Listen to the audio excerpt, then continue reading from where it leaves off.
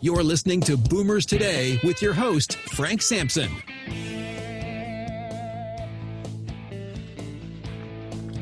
Well, welcome to Boomers Today.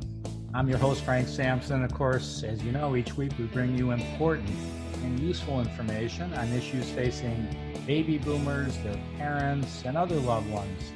And of course, we have another great show for you today. And first of all, I just really want to thank you so much for all your support. Our listeners grow each and every day, and it's because of you. We don't do any advertising. It's just you telling your friends and family about the show, maybe sending them over one of the podcasts on a particular subject matter. And I think, most of you are a lot of different ways you're listening. If you don't know this already, you could go to our website at boomerstodayradio.com to listen. But I would say most of you are listening right on your phones, either on your iPhone or Android phone. Certainly, we have a free app, Boomers Today. You can get it right on your phone free. Many of you go on to Apple Podcasts, Google Podcasts, Spreaker, Stitcher. There's all different stations out there that you get it. So we try to make it easy for you, and we appreciate all your support. And I know for a fact that the input we get is the reason you listen is because we always have wonderful guests, and we're not going to disappoint you today. We have with us, and Terri, I meant to make sure, I don't want to botch up your last name. Pronounce your last name for me. Echarte. Oh, boy, that's a beautiful name. All right. Thank you. We have with us Terri Echarte. And Terri is the founder and owner of Terri Echarte Consulting, and has over 30 years of experience in business, real estate finance, banking, and client relations. Giving back to the community is an important initiative for Terri. She is a co-founder of 100 Plus Women Who Care in the Miami chapter. These giving circles raise money to bestow grants to local nonprofits, providing much needed programs and services throughout Miami-Dade County. Terri is also a proud member of AADMM, the American Association of Daily Money Managers, and is insured as a daily money manager through Lloyds of London. Terri, I can't thank you enough for joining us on Boomers Today. Important subject matter, so thank you. Thank you, Frank. It's a pleasure to be here. Yeah, and so, being in the industry, as you know, I have some familiarity with what a daily money manager does, and it's a great importance. I've used for clients daily money managers, referred daily money managers to my clients. So I think it's just a great subject matter. But maybe you could help us understand a little more detail on what a daily money manager does. Sure, and I think you may be in the minority in that what a little bit about daily money managers and the industry, because most people do not. But a daily money manager is a professional that provides personal financial services largely to older adults, to seniors, to their families, and as well, it could be people with disabilities or busy professionals, those that travel a lot, high net worth individuals, people that need help with their daily personal financial tasks. Got it. I would think, and whether you're seeing it yet or not, but I have to believe that your profession is going to continue to grow, especially with the increase of people that decide not to get married, couples that decide not to have kids. And it's usually maybe the adult children that are helping them out, helping their parents out with these types of things. Would you agree? Are you kind of seeing that yet? Well, it's definitely an area where there is a lot of growth. There's a lot of aging. That area of the population is growing, and it's true. People get overwhelmed. They get overwhelmed with things. Paying bills, credit card reconciliations, banking, budgeting, organizing documents, and et cetera. And then also, it's important to note that a lot of seniors are a vulnerable population and they get taken advantage of. And one of the things that daily money managers do as professionals is help to protect seniors, older adults from financial fraud and scams. And those that don't have a trusted daughter or son to step in and help when the time comes would turn to a daily money manager and have some peace of mind and someone that they can trust and rely on to do those things. So how can they be sure that they can trust a particular daily money manager like yourself? I mean, what types of things do you share with them to give them that comfort level? I'm glad you asked. It's a super important consideration. You are talking about someone that's going to be dealing with some very sensitive financial information, and it's very important that the daily money manager that anyone works with is someone where they're comfortable with their background. They have a good line of communication. Open communication is important. But also, I want to mention the American Association of Daily Money Managers. That's the accrediting organization and national organization that in which we as daily money managers are members, and we are held to a specific code of ethics. We are held to standards of practice. We are vetted. We are insured. We are background checked. And some of those things are very important, as well as, a person's reputation in the industry, their background, their reputation in doing business, et cetera. All of those things are super important. But I would say, definitely membership in, we call it AADMM for short, is important. Great. So give us some examples of the types of things you do with your clients. I mean, are you paying the bills, those types of things? And so give us some examples of kind of the bulk of what you do with clients. It's interesting. Every situation is really a little bit different in that every person or couple or family that you encounter has different priorities and different needs. So I would say overall, when we're talking about personal financial tasks, we're not talking about managing money or investing someone's money.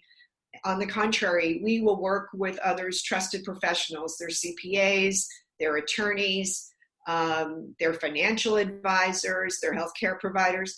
Those are the people, the other trusted advisors we will work with, but we are specifically looking at personal financial tasks, the things that most people find overwhelming and need assistance with. So yes, it's paying bills, it's taking care of banking, taking care of setting up a budget, for example, or monitoring a budget, helping organize documents. Some people are overwhelmed by the amount of mail they get.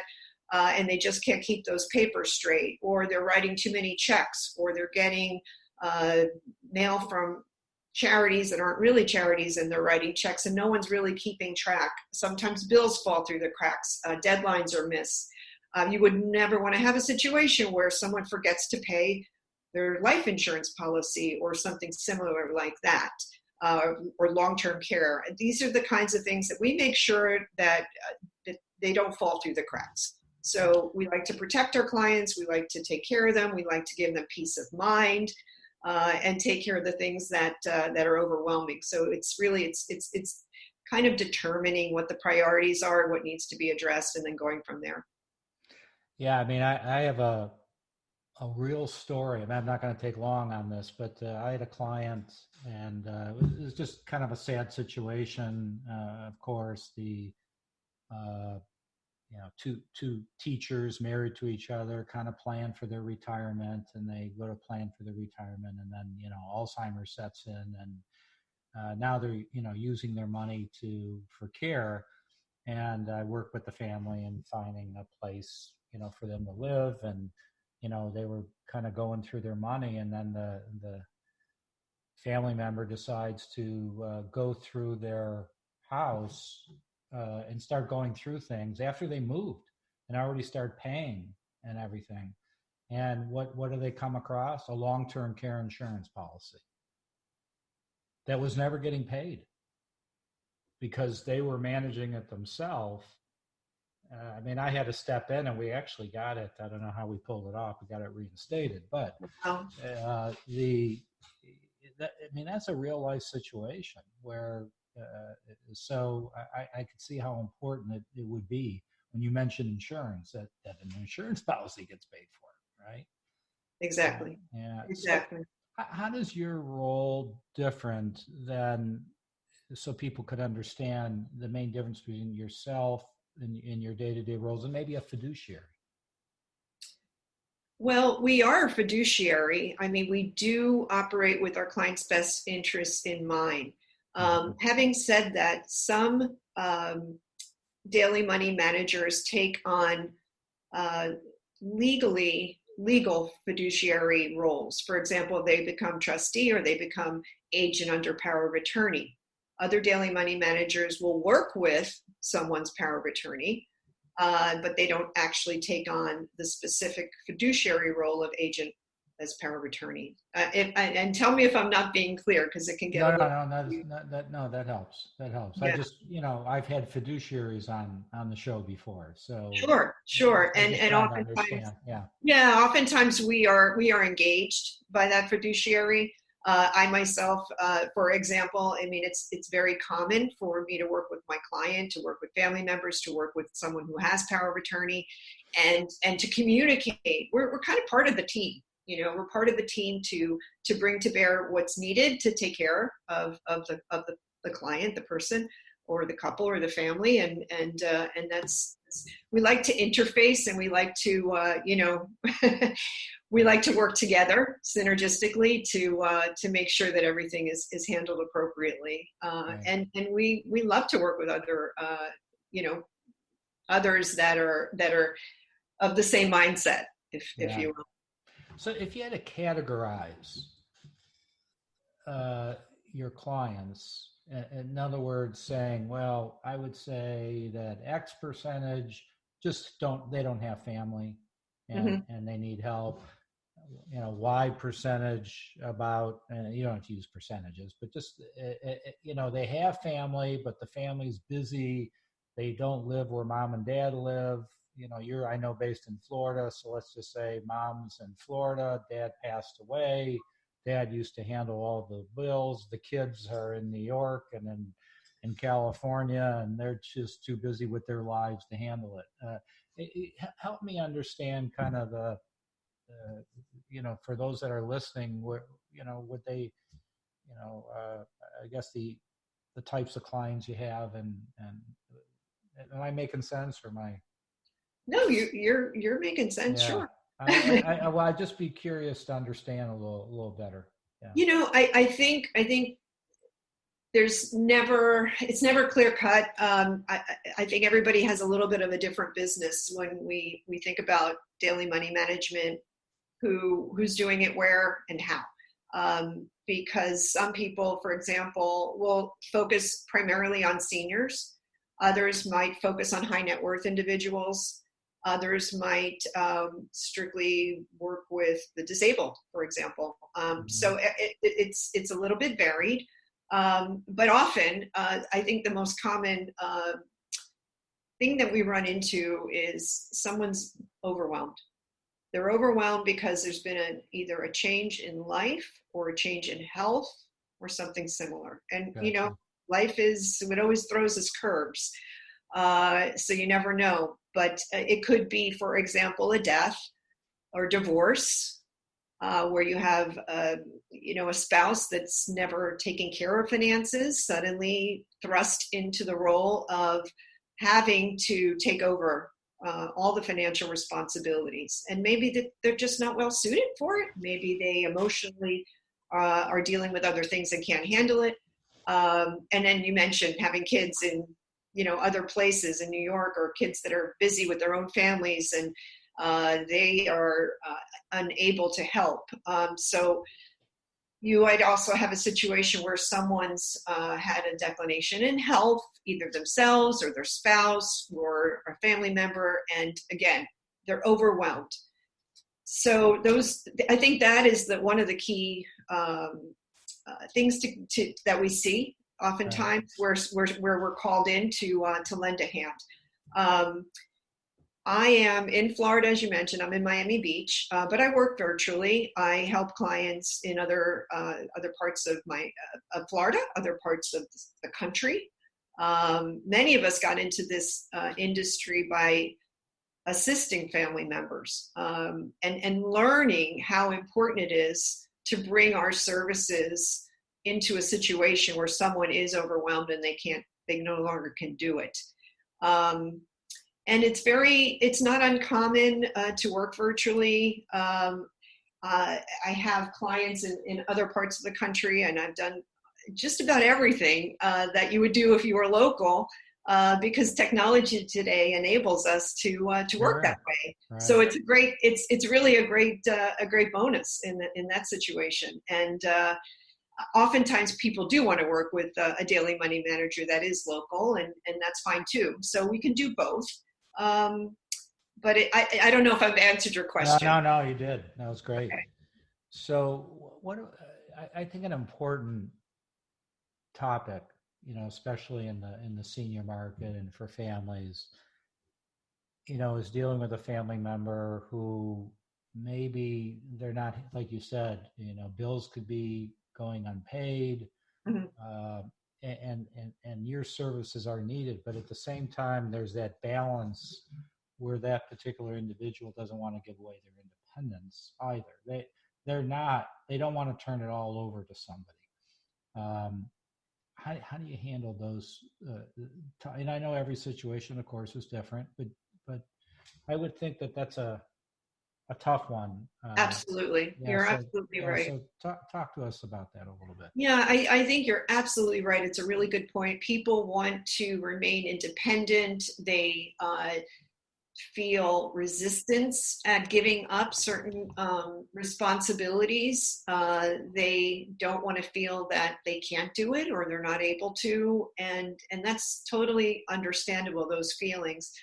The way that I think we prefer to frame it is really that we're giving people their independence. It's their money. They're in control. We're not taking over. We're working with them, and we're helping to alleviate the feelings that they have around just not being able to do it to the extent that it should be done. I mean, we're talking about finances, so it's super important that everything get handled appropriately and 100% correctly. And I think that what we are doing for people is giving them peace of mind. We're giving them time. We're giving them time back, time to spend doing what it is they want to be doing with their life, what they rather be doing with their life, how they'd rather be spending their time with their grandchildren, for example, right? So it's really, I think, giving them some independence, and yet, knowing that they can relax, knowing that they have a professional that is able to take care of those things that it's better suited to have a professional take care of, and it doesn't diminish their independence at all. Great. So we're going to take a real quick break here. All right. I promise, just 30 seconds or so. When we come back, I do want to talk to you about dealing with people who may be having cognitive issues, maybe have some sort of mild cognitive impairment, or maybe even dementia, early stage, and how do you handle that? So I want to talk to you about that, because I know we deal with that a lot. So I want to remind everybody that today's show is sponsored by Senior Care Authority, an elder care consulting organization that has a national network of professionally trained and experienced local advisors to assist families in determining the right path for your loved ones. They'll discuss various long-term care options, whether it's in-home care, assisted living, memory care, nursing, or if you just need an advocate to get advice from. A local Senior Care Authority advisor can help you now. So for a free 30-minute consultation with an advisor right in your area, contact Senior Care Authority at 888-809-1231, or you could go directly to their website at www.seniorcareauthority.com, and you could find an advisor right in your area. We're back with Terri Echarte, right? Very good, Frank. All right, Terri Echarte, who is the founder and has a company that handles daily. She's a daily money manager. All right, and it's Terri Echarte Consulting. Well, and maybe before I even get into further questioning, Terri, why don't you share with our listeners how they could get a hold of you? Oh, sure. Yeah. Okay. Well, as you mentioned, my company is Terri Echarte Consulting, LLC. And I am reachable by email at Terri, Terri, at terriecharte.com. And it's Terri with 2 R's and an I, and then Echarte is E as in Edward, CHART as in Tom, E as in Edward.com. And I mentioned my website. It's terriecharte.com. And those are I guess I'm on, the typical social media channels, LinkedIn and Facebook and Instagram. And then, of course, my website, my story is all there on online on, at terriecharte.com. So welcome hearing from anyone. Great. So on that, I know you're based, you said down in the Miami Beach area. Correct. I know you service, work with families, not just in Florida, but in other areas.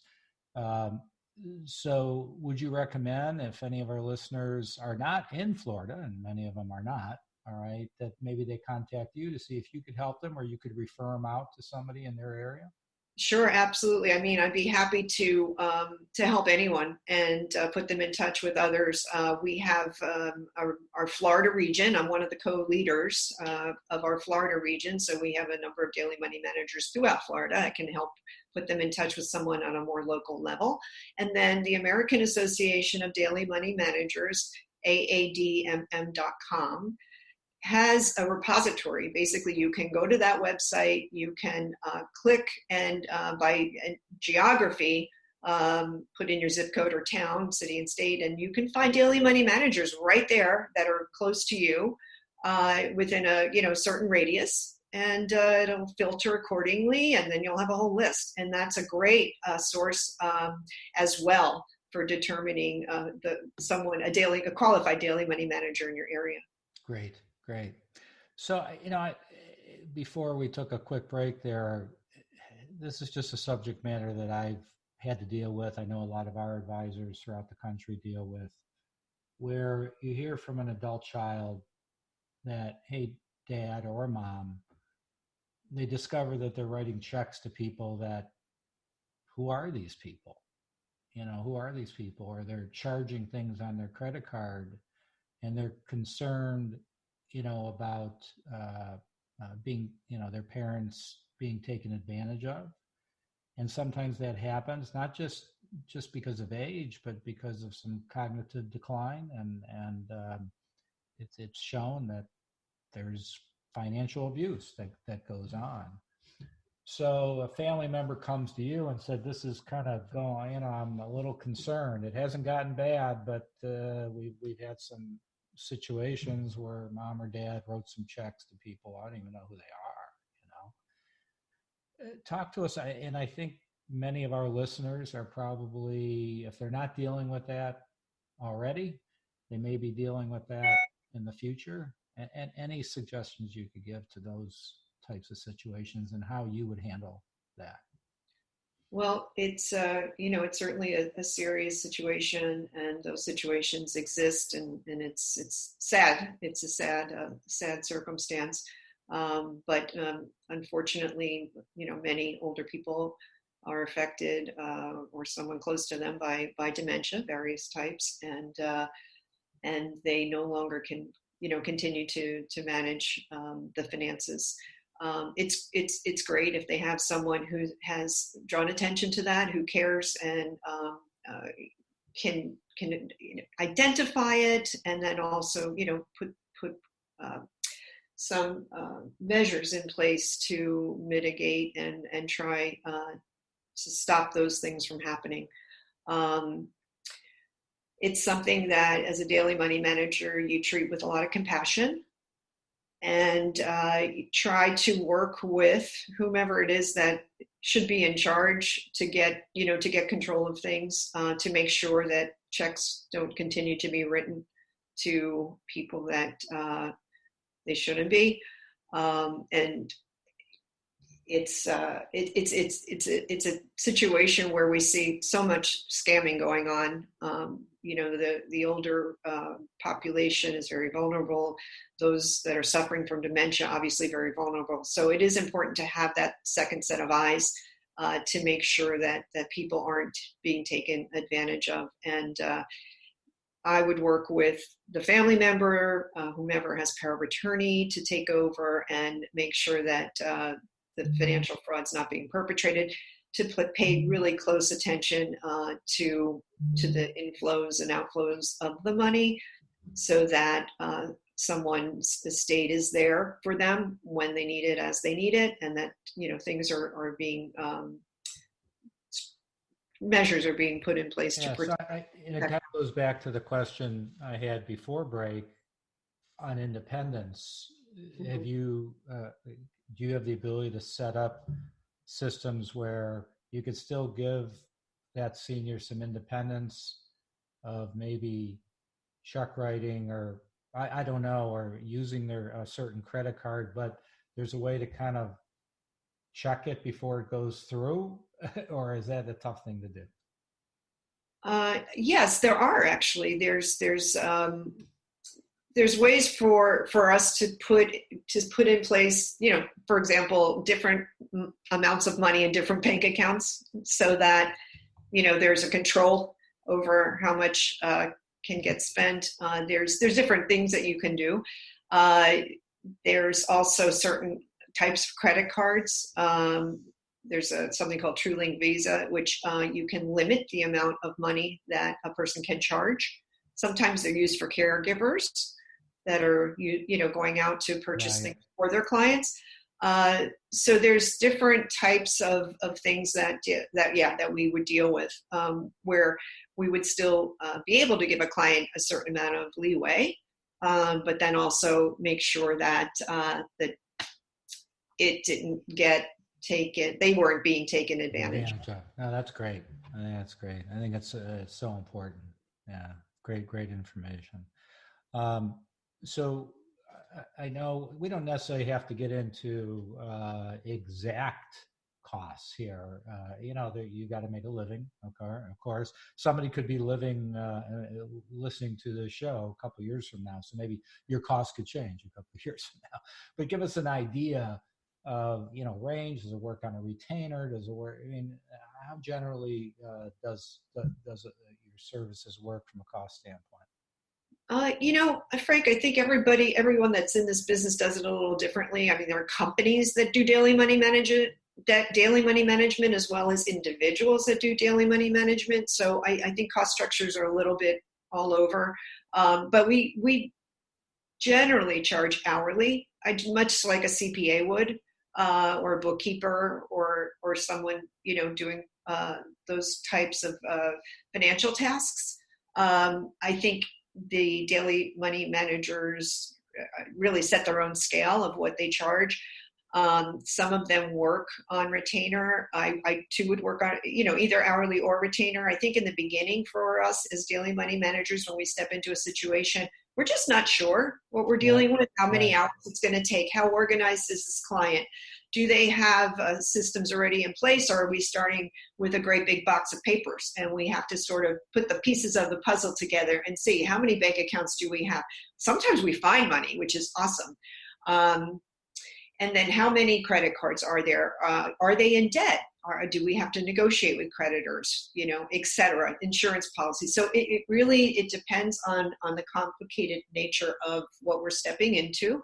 And then we need to what I like to do is I like to give my clients an estimate of what I think it'll take in terms of number of hours. So we have a set amount that we're working with. And then as I get into it, I like to be very communicative and make sure there's transparency in terms of what I'm doing, what I'm accomplishing, if it's in line with what their expectations are. Very important. It's a two-way street.